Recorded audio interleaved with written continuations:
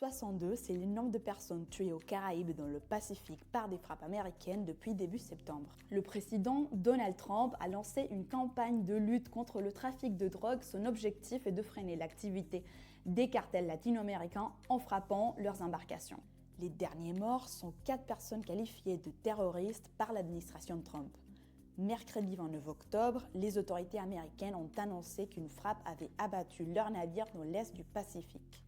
2 jours plus tôt, il y a eu 15 morts, le plus grand nombre dans une seule journée depuis le début des opérations. 3 frappes ont atteint 4 embarcations dans les eaux internationales du Pacifique Est. Selon le ministre de la Défense américain, elles transportaient des stupéfiants.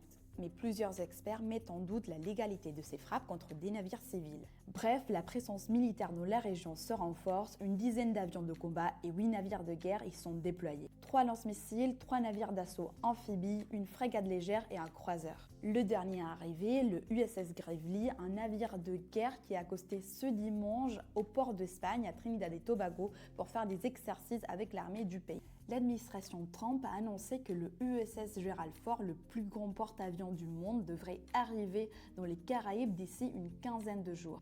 Les opérations pourraient se poursuivre sur le continent. Donald Trump a déjà approuvé des interventions de la CIA au Venezuela et étudie des frappes terrestres. Mais le Venezuela dénonce toutes ces actions comme des provocations pouvant mener à une guerre. Pour le président vénézuélien Nicolás Maduro, l'intention cachée de Washington est de renverser son gouvernement et de s'approprier des ressources pétrolières de son pays. Les gouvernements du Mexique, de la Colombie et du Brésil s'opposent aussi à ces opérations dans la région.